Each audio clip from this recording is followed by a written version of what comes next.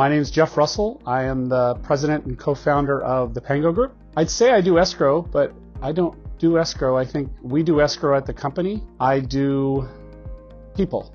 That sounds pretty strange, doesn't it? I'm in the people business. If we manufactured tires, I'd be doing the same thing I'm doing now. Scott Ickley started Glen Oaks Escrow in 1995. I joined him in 1999, and we committed to start to grow the company and make it something special and make it a special place to work. Pango Group we call it, is a real estate service firm that enhances the lives of our people, our partners, and the communities we serve.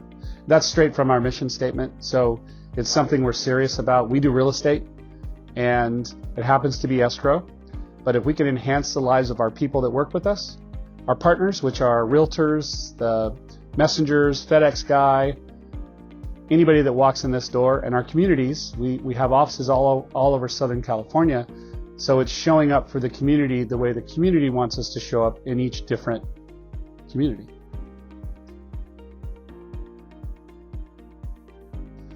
The vision is to create raving fans of everyone we touch. The idea there is that anybody that walks through a door, calls one of our companies, should feel that there's something special here. How are we creating raving fans? If the FedEx guy walks in to Laguna Niguel or Glendale, he's going, there's something super cool about this place. What is it? And that's how we create raving fans. So there's 6. There's 3 that are very, I think that set us apart. The 3 that set us apart are moxie. It's that gumption, that tenacity. Grace and kindness, which is, I hope, obvious. It's how we do what we do gracefully with kindness. And forward thinking. That's something that no matter what the market's doing, we're thinking forward for what's next. The other 3, I would expect you don't walk in this door and get a job here if you're not showing teamwork, if you don't have the knowledge to do it, and integrity. So the last 3, integrity, teamwork, and knowledge, those are assumed. I'm going to assume that whoever we hire has the integrity, can work with a team, and understands teamwork, and has integrity. We sat in a room and argued for days. We went through and we looked at companies that we liked and looked at their mission statement, their vision statement, their purpose. They call it a lot of different things now. But we went and looked, and the one thing that stuck out to Scott and I was enhancing lives. We wanted, it's part of our life, and how do we do that? And real estate services, it covers the fact that we do escrow, we do notary, and a few other types of real estate business.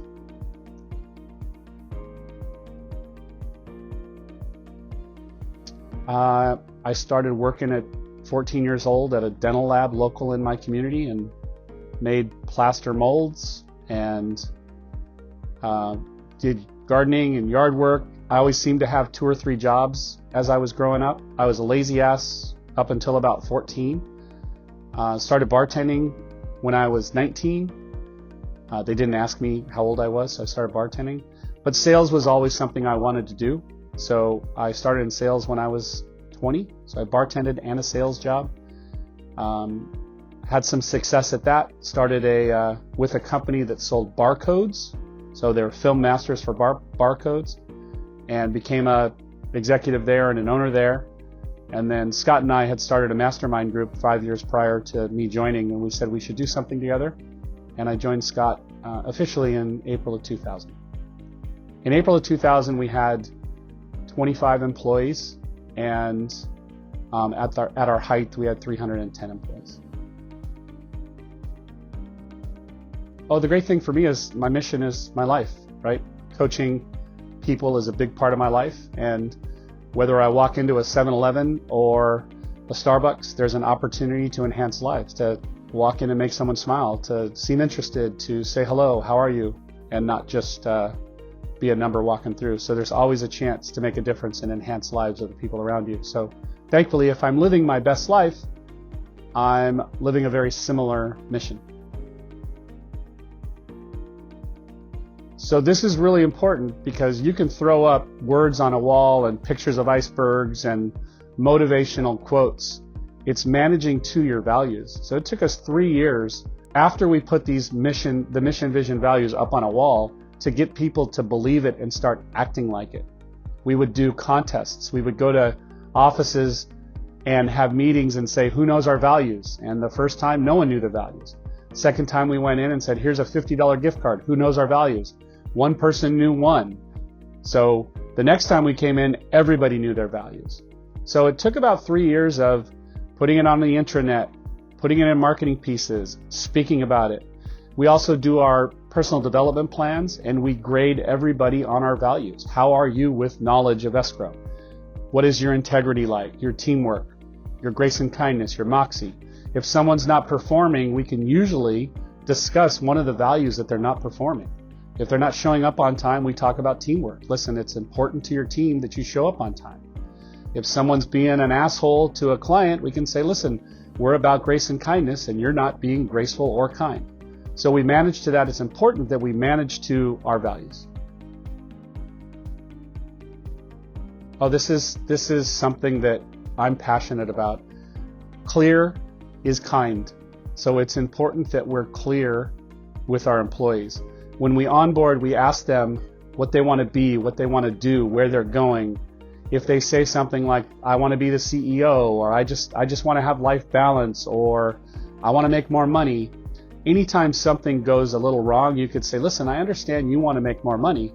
If you don't start showing up on time, if you don't start being kinder to our clients, I'm afraid that you're not going to be able to make the money you want to make, because if you continue to do that, your job's in jeopardy.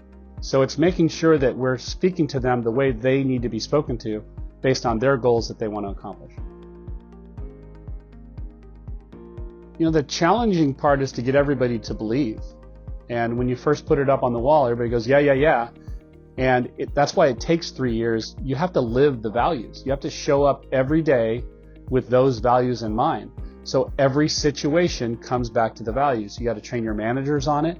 So it's a long road. It's a lot of work to find them and get them. And then it's a lot more work to bring them into the system and live what you say.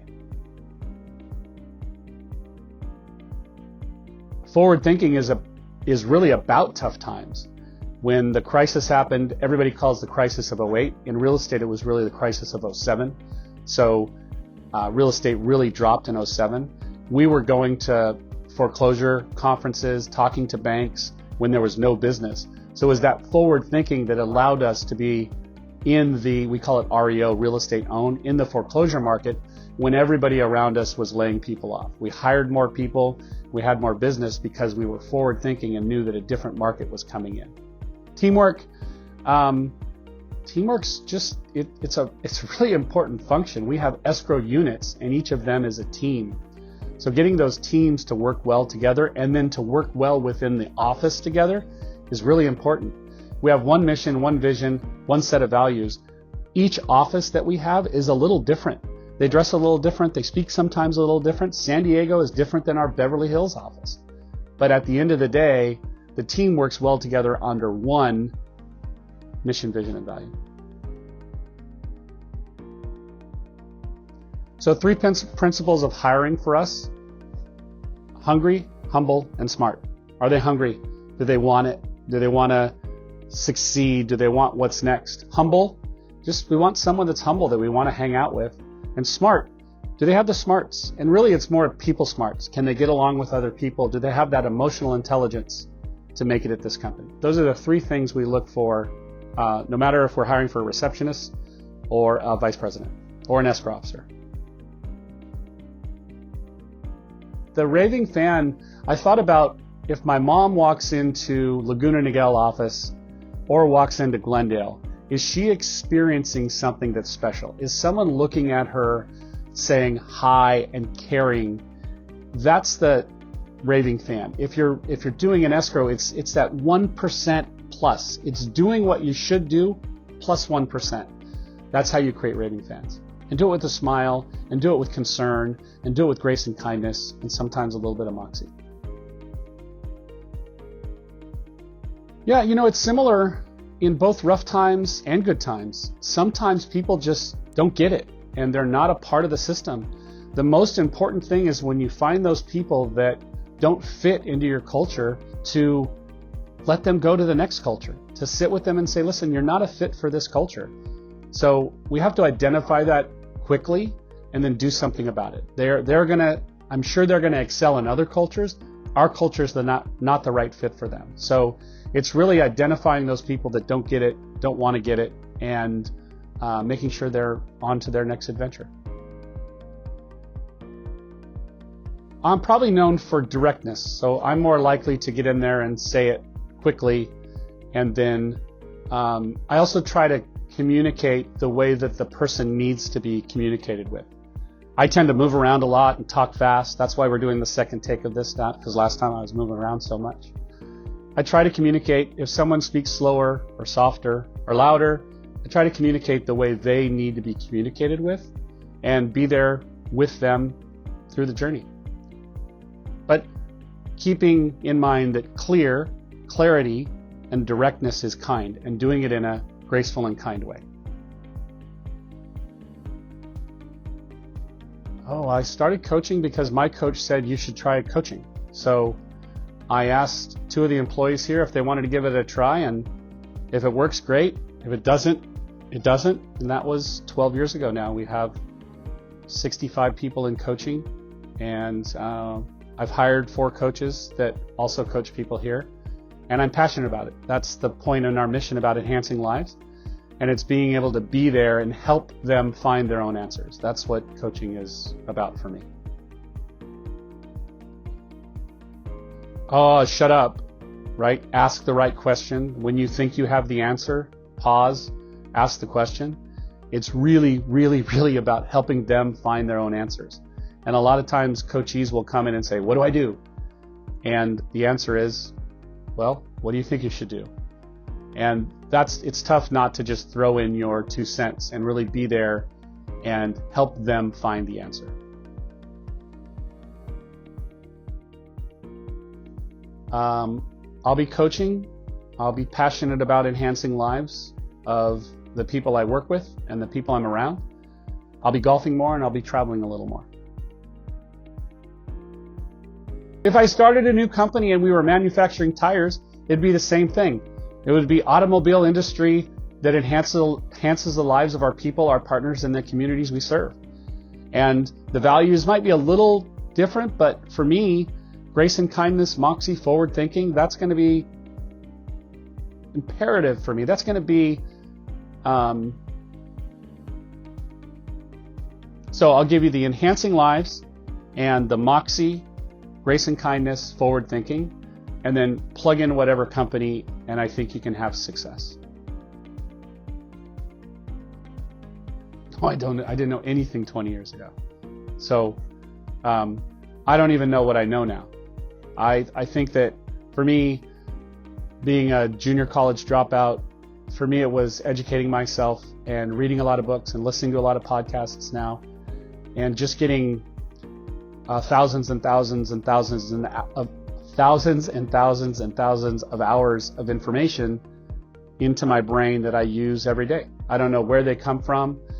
I don't have an original thought. It all comes from one of these books or someone way smarter than me. One thing I'm good at is simplifying things. So I'm good at taking some more complicated thoughts and theories and making them simple and being able to apply to people's lives. A friend of mine gave me a book about 12 years ago, and it took me 3 years to read it, called The Miracle Morning. And it's really, for me, just a system. So I have a routine that I do in the morning, and for me, I know if I'm not doing the routine, if I'm too busy, if I'm traveling, my life just gets a little bit funky, and I have to come back to the routine and find that foundation so that I'm living my best life. So I didn't 20 years ago, but for me, it's doorknobs and door handles. So we have 12 offices now. At our height, we had 13 offices. I can tell you what every office's front door handle looks like. I can tell you specifically what my front door at home looks like. Matter of fact, it's broken and the family wants it fixed, but it's my doorknob. And it's that moment when you touch the doorknob that you say, I'm here and I'm present. I'm not at another office. I'm here at this office. Same thing when you're home, that I pause and say, I'm home. So I built a little shelf that opens up that I put my phone in, my phone goes away, and I'm home. And when I walk into an office, I'm at that office. I don't have the worries of another office in my brain. Well, they're in my brain, but my goal is to be present for the people in that office.